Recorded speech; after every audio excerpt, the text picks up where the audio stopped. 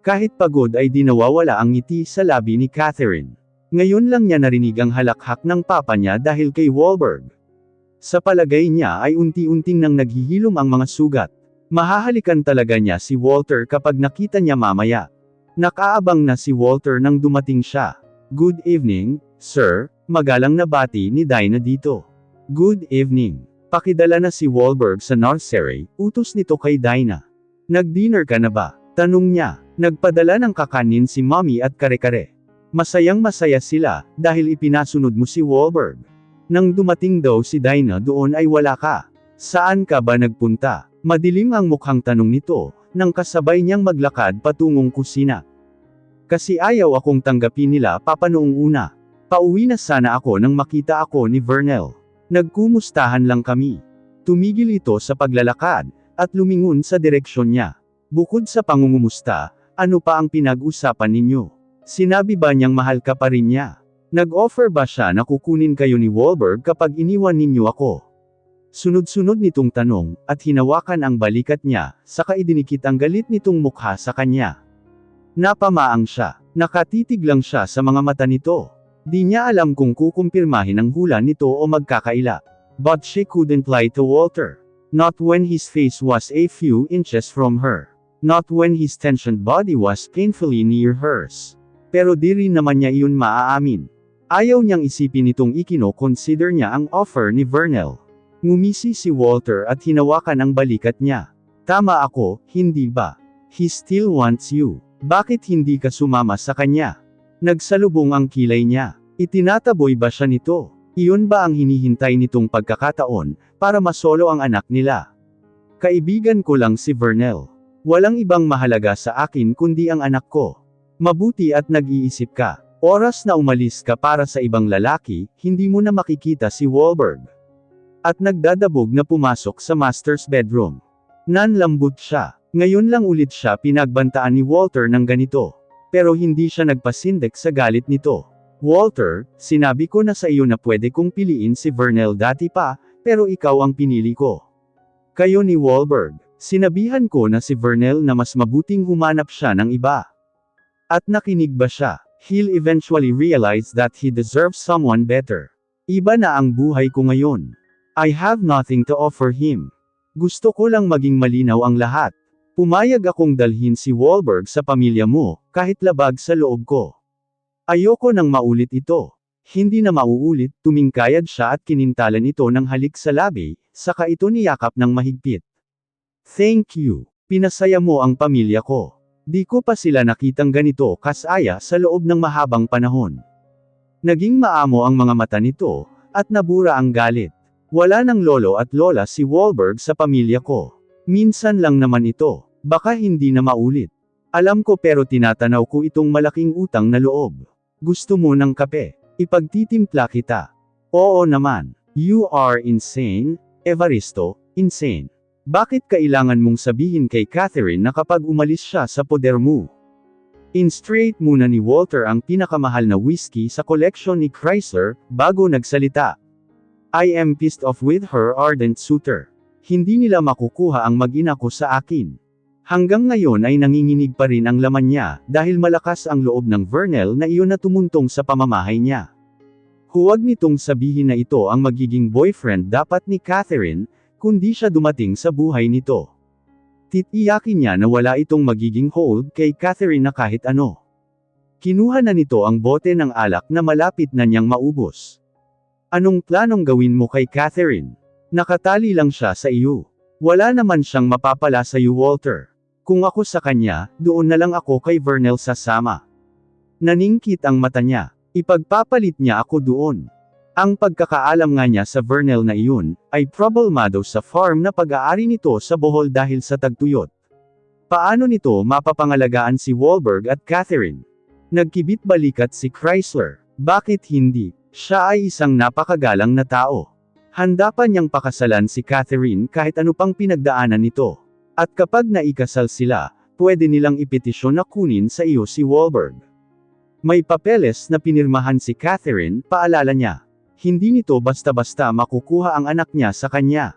Pero kaya naman nilang mag-provide ng stable family environment sa anak mo, kumpara sa bachelor na tulad mo.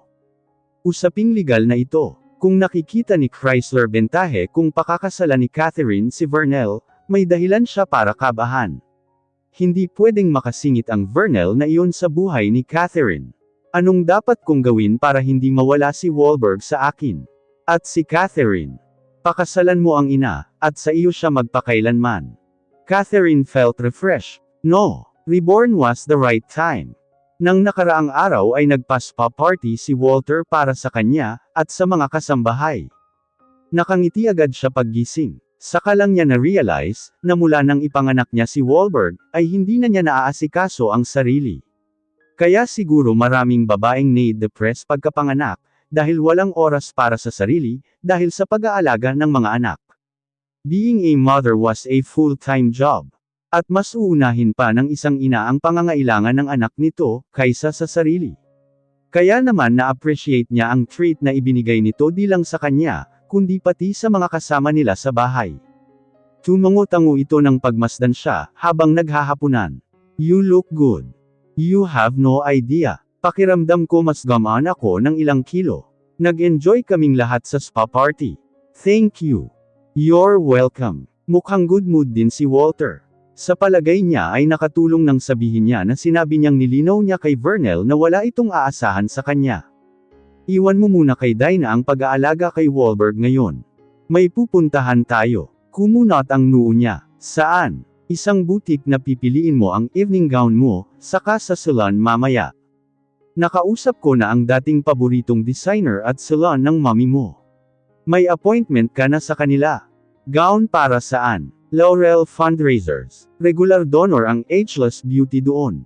At isasama mo ako. Yes. Tiningnan siya nito sa mga mata. As my date. Ito ay isang masamang ideya. Isang napakasamang ideya. Wala sa sariling hinaplos ni Catherine ang braso niya. Habang nakatingin sa labas ng sasakyang magdadala sa kanila ni Walter sa Midas Hotel, kung saan ginaganap ang Laurel Fundraiser. Matapos ang eskandalo sa pamilya niya, ay ngayon lang ulit siya tatapak sa isang social event. They were totally wiped out from the high society's guest list. Hindi niya alam kung paano siya haharapin ang mga ito ng taas noo. Parang mas mabuti kung hindi na lang siya tumuloy. Pakiramdam niya ay tatalo na lang siya sa labas ng kotse anumang oras. You look beautiful tonight. Wala kang dapat ikabahala. Bulong ni Walter nang mapansin ang pagkabalisa niya. He made sure that she looked fit to be his partner tonight. Isang magandang peach lacy gown na may Swarovski drops. Noong una ay ayaw niya, dahil magmumukha siyang mataba. Nag-iba na ang hugis ng katawan niya, mula nang manganak siya. Pero nang isukat na niya ang damit, ay bagong Catherine ang nakita niya. She looked like a siren.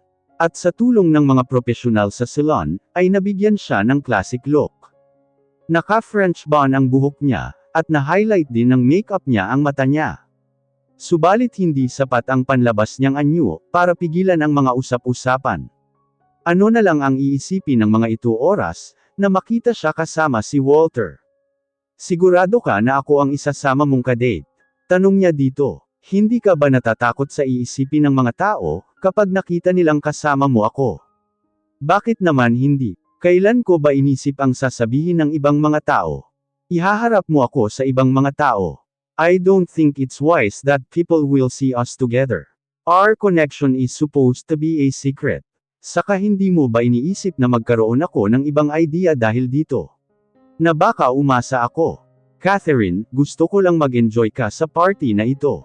Ang alam ko lagi kang uma-attend sa fundraiser, para tulungan ang mga batang naulila ang magulang, dahil sa mga military insurgency. Mag-focus ka na lang doon, at huwag mo akong intindihin. Ang mga bata, naroon siya para tumulong sa mga bata. Isa sa dahilan, kung bakit gusto niyang bumuti ang kumpanya niya, ay dahil nakakatulong sila sa mga tauhan at sa mga nangangailangan. Hindi na lang niya iisipin ang ibang mga taong nakapaligid sa kanila.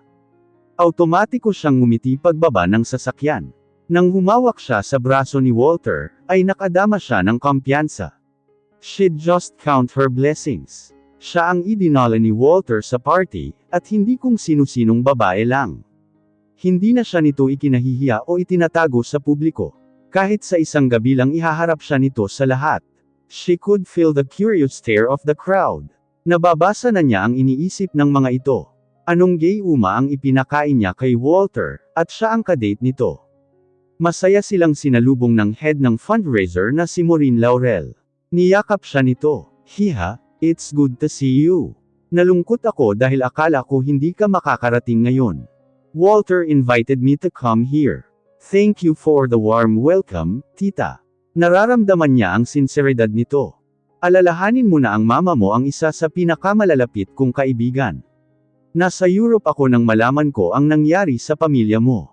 Nagpa-opera ang asawa ko. Hindi ko man lang kayo natulungan. How is your family? I think mas masaya ang pamilya ko sa mas simpleng buhay. May napaglilibangan po sila ngayon. Lahat po ng pangyayari ay may positive side. Kaya nalilibang ang magulang niya, dahil sa panunood ng video ni Wahlberg. That's good to hear. You look better as well, hiha. Walter, alagaan mo ang batang ito. Yes, Mrs. Laurel. Titiyakin ko po yan. Catherine, kailan ka pa bumalik galing sa Hawaii? Ni hindi ka man lang namin naramdaman, sabi ni Nadia nang halikan siya sa pisngi. Akala nga namin di ka nababalik. Alam niyang tinutukoy din ito, na di siya babalik pa sa alta sosyedad. Don't worry, you will see her more often, paniniyak ni Walter. You mean you two together? Tanong ni Nadia at nanunuksong ngumiti. Yes, sabi ni Walter at hinapit ang baywang niya. Hindi na niya nagawa pang tumutol, dahil nagdeklara na si Walter sa harap ni Nadia, at natitiyak niyang narinig din iyon ng iba. This was bad, bad, bad. Ano ba sa palagay nito ang ginagawa nito? Welcome back then sweetie, anito at bamulong sa kanya, nang ilapit ang labi sa tainga niya. You are such a lucky witch. I hate you. I must warn you. Baka bago matapos ang gabing ito, ay maraming sumabunot sa iyo. Tinawanan lang niya ito. Silly. It's not as if we're gonna get married. It is just a date. Nothing more. Yun din ang dapat niyang itanim sa utak niya. Walang ibang ibig sabihin ang pagdadala sa kanya ni Walter sa party. Baka may iniiwasan lang itong babae, kaya siya ang isinama. After all, she was safe and convenient. Not a bad welcome, right? Tanong ni Walter nang umalis si Nadia, at inabutan siya nito ng float ng champagne. Anong sinasabi mo na mas madalas na nila tayong makikitang magkasama? Lasing ka na agad. Nakataas ang kilay niyang tanong. We'll discuss this later, Sir Dante, bati nito sa papalapit. Kinamayan nito si Dante na nagulat at natuwa nang makita siya. Hiha, ibig bang sabihin nito, ay babalik ka na sa Ageless Beauty? Nag-resign na si Garces na Vice President for Marketing. Nabanggit ko kay Walter na ikaw dapat ang nasa posisyon niya, kundi lang matigas ang ulo ni Teodisio, natatawa nitong sabi. I don't know Tito. Walang ino-offer sa akin si Walter. And I have other priorities right now. Kaya nga kahit seryoso si Walter tungkol sa muli niyang pagpasok sa Ageless Beauty, ay ayaw niyang kunin ang posisyon, dahil mas mahalaga si Wahlberg sa kanya. May iba pang pwede maging Vice President for Marketing, pero siya lang ang maaring maging ina ng anak niya. Tatanghihan mo pa rin ba kahit bilang Vice President for Marketing? Gulat tanong ni Walter nang lumipat sila sa ibang bisita. Nasabi ko nang si Wahlberg ang priority ko ngayon. Kinakawayan ka ni Mr. Ongking ko. I will just retouch my makeup. Nakangiti siyang binabati ng mga bisita, habang patungo siya sa powder room. Ang iba ay sinsero ang ngiti, ngunit ang iba ay alam niyang maganda lang ang ipinakikita, dahil kasama niya si Walter. Ano ba ang plano ni Walter sa kanya? So your Walter new date. We also used to date, you know. I'm Sandra, casual na sabi nito, habang naglalagay ng makeup. And you are Catherine Valdesco. Kadarating mo palang mula sa Hawaii. Yes. Pero dati na kaming magkakilala ni Walter. Pero di mo masyadong kilala si Walter tulad ng pagkakakilala ko. He is not for the long haul. Even the mother of his child is out of the picture. He doesn't do love, honey. Sandra, thanks for the warning, really appreciate it. Siya siguro ang unang makapagpapatunay doon. At di tulad ng ibang babaeng di tumagal sa buhay nito, walang ibang magagawa si Walter, dahil permanente siyang parte ng buhay nito. Hindi agad siya bumalik ng ballroom. Abala pa si Walter sa kausap nitong si Mr. Ongkinko at Mr. Fernan. Isa si Mr. Fernan sa naloko ng kapatid niya, at nahihiya siyang humarap dito. Alam kasi niya na hindi pa sila nakakabayad dito. Isa pa ay napansin niya ang pagdikit dito ng anak ni Mr. Ongkinko na dalaga. Hinayaan na lang muna niya ito. Di naman siguro nito mapapansin ang pagkawala niya. Gusto lang niyang sandaling takasan ang mundong minsan niyang kinabilangan kahit na sandali. Walang tao sa balkonahe. Huminga siya ng malalim, at natuklasang halos di siya makahinga sa loob ng bulwagan.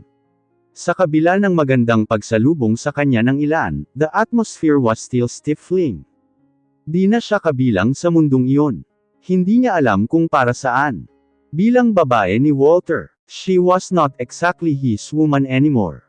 Ni hindi na nga ito nagpapakita ng interest sa kanya. Kung ganoon ay bakit gusto nitong iharap siya sa publiko? Di lang isang beses kundi mas mapapadalas pa. Ano ba talaga ang magiging estado niya sa buhay nito? Bakit hindi na lang siya nito patuloy na itago? Nagulat siya nang may biglang humawak sa baywang niya. Did you miss me honey? Hindi yun boses ni Walter kundi kay Ludwig. Naalarma siya at itinulak ito palayo. Ludwig. Ngumisi ito at inilahad ang palad. Look at you. Mukha ka na ulit mayaman. Ginagawa mo ito para mapansin kita. Naamoy niya ang matapang na amoy ng alak, mula sa bibig nito. Mukhang lasing na ito. Inilayo niya ang sarili dito. Excuse me. Mabuting iwasan na lang ito. Walang magandang maidudulot kung papatulan niya, kahit na naiirita siya dito. Sinambilat nito ang braso niya. Sandali, hindi pa tayo tapos magkwentuhan. Pakawalan mo ako. Kailangan ko nang bumalik kay Walter. Dumilim ang mukha nito. Hindi ka nababalik sa kanya. Ako naman talaga ang gusto mo. Ano bang ino-offer niya sa iyo? A night with him. Magkano? Hihijitin ko. May pera din naman ako katulad niya. And sure I'm better in bed than him. Sinubukan niyang pumiglas at manlaban, nang akmang hahalikan siya nito. Bitiwan mo ako. Walang ibang tutulong sa iyo. Magiging akin ka na ngayon. Isang tili ang pinakawalan niya, habang nanlalaban sa pag-asang may makakarinig sa kanya at tutulong. Pinagsisipa niya ito, subalit parang baliwala lang dito ang panlalaban niya. Bitiwan mo siya, narinig niyang sigaw ni Walter. Lumuwag ang pagkakahawak ni Ludwig sa kanya, nang hilahin ito ni Walter palayo. Isang suntok ang pinakawala ni Walter na tumama sa panga ni Ludwig. Subalit hindi doon natapos ang lahat, dahil isinalya ito ni Walter sa relang ng balkonahe. Gusto mo bang ihulog kita dito? Huwag. Nalulula ako, mamamatay ako, palahaw ni Ludwig. Wala akong kasalanan. Siya ang nangakit sa akin. Pinilit niya ako. Anong pinilit? Tigilan mo na si Catherine dahil ibibitin kita ng patiwarik dito, hanggang mamatay ka sa takot. Come on. Gagawin mo yun sa akin para sa babaeng yan. She's nothing. Gagawin niya ang lahat para sa tamang presyo. If the offer is right, she'll choose me over you. Isang malakas na suntok ang muling kumawala sa kamao ni Walter, at sapol ang bibig ni Ludwig. Sa susunod na magsalita ka ng hindi maganda, o magkamali kang lumapit sa babaeng pakakasalan ko, titiyakin kong magiging miserable ang buhay mo. Tama ba ang narinig niya, o umuugong lang ang tainga niya sa labis na tensyon, kaya iba ang narinig niya? Sinabi ba ni Walter na siya ang babaeng pakakasalan nito? Hindi naman siya lasing. Dumating ang security, at ihiniwalay agad si Walter kay Ludwig. Dinaluhan agad si Ludwig ng ina nito. Iho, ano na naman ba ang ginawa mo? Lasing na naman yang anak mo. Wala nang ginawa kundi magdala ng kahihiyan sa pamilya natin, iuwi na yan. Papa, killjoy ka talaga. Gusto ko pang mag-party. Nagkakatuwaan lang kami ni Catherine. Killjoy din pala si Walter. At hinhila na rin palayo ng security si Ludwig. Are you okay? Tanong nito at sinipat ang braso niya. Tumungo siya. Okay lang ako. Mr. Evaristo, I apologize for what my son did. Hinding-hindi na ito mauulit, may himig ng pakiusap si Congressman Cortez. Ako mismo ang kakastigo sa anak ko. Catherine, I am really sorry. Kung may magagawa lang sana ako para makabawi sa inyo. Okay lang po ako, sabi niya at napansin na nakuha na nila ang atensyon ng ibang mga tao. Tiyak na pag-uusapan na naman sila nito. Tiyakin lang ninyo na hindi na ito mauulit. I won't tolerate anyone harming, or malining my future wife, mariing wika ni Walter at nagbabalang iginala ang paningin sa mga taong naroon. Hindi ako mabuting kalaban. Maging malinaw sana yan sa lahat. Biglang umiwas ang tingin ng ibang mga tao doon, na alam niyang may di magagandang sinasabi at iniisip tungkol sa kanya. Animoy nabusala ni Walter ang bibig ng mga ito. Habang ang ibang kababaihan naman, na alam niyang may interes kay Walter, ay nakatulala sa kanila, kasama na sina Sandra at ang anak ni Mr. Ongkin. Catherine, are you okay? Nag-aalalang tanong ni Maureen nang lapitan sila. Nalaman ko na tinangkakang gawa ng hindi maganda ni Ludwig. Sabi ko na nga ba't di na dapat isinasama sa party na ito ang isang iyon. He is a drunkard. I am okay, tita. Just a bit rattled. We are leaving. Kailangang magpahinga ni Catherine. Don't worry. Ipapadala ko na lang po ang donation namin. Nakasunod pa rin ang tingin ng marami sa kanila, paglabas nila ng function room. Alam nilang pag-alis nila doon, ay pag-uusapan na nila ang deklarasyon ni Walter, na siya ang babaeng pakakasalan nito. Napansin niya na namamaga ang kamao nito. Kinuha niya iyon at pinagmasdang mabuti sa liwanag. Namamaga ang kamay mo. Napansin din niya na may sugat iyon na maliit. Matigas ang kamao ng Ludwig na iyon. Gusto ko sanang wasakin ang mukha niya. Di lang kinaya ang kamao ko. Pero okay lang ako. Malayo sa bituka. Kuya Manning, antag niya sa driver. Pakitigil po sa pinakamalapit na botika, o kaya sa convenience store. Pakibili po ng betadine. Pumalatak si Walter at inagaw ang kamay sa kanya. Sabi ng kaya ko ito. Hindi na kailangang gamutin yan. Huwag matigas ang ulo, Walter. Gusto mo bang mamana ni Wahlberg ang tigas ng ulo mo? Anggal niya dito. Bamantong hininga ito. Ikaw ang bahala. Dahil ang tinigilan nilang convenience store, ay malapit lang sa isang cafe, kaya niyaya niya si Walter na tumigil muna doon, dahil maaga pa naman ang gabi. Matapos ang nangyari, ay kailangan din nilang mag-relax. Umorder siya ng 2 baso ng hot chocolate. Dahil mabait kang bata, ibinili kita ng hot chocolate na may maliliit na marshmallow, aniya at inilapag sa harap nito ang mug ng hot chocolate. Sabihin mo lang sa akin kung gusto mong may chocolate crinkles. Pwede ko ring lagyan. This is silly, you know, anito at sinapo ang noo. Alin? Ang hot chocolate, o ang pagagamot ko sa sugat mo? Salamat sa pagsadyap sa akin. Natakot talaga ako kanina, dahil akala ko walang tutulong sa akin, sabi niya. Habang nililinis ng betadine ang sugat nito. Bakit ba hindi ka na bumalik? Hintay ako ng hintay sa iyo. Mabuti na lang may nagturo sa akin na nasa balkonahe ka daw. Hindi lang kasi ako komportable sa loob. Sa akin nakatutok ang mata ng mga tao, at alam ko na iba ang iniisip nila sa pamilya ko at sa akin. Na baka isa akong oportunista na gagawin ang lahat para makabalik sa mundong ito. Wala nang mag-iisip ng maganda sa iyo. Ako ang makakalaban nila. Salamat sa pagtatanggol sa akin, pero hindi mo na lang sana sinabi na pakakasalan mo ako. Hindi mo kailangang magsinungaling para depensahan lang ako. Hindi ako nagsisinungaling. Hinawakan nito ang baba niya, at sinalubong ang mata niya. Marry me, Catherine.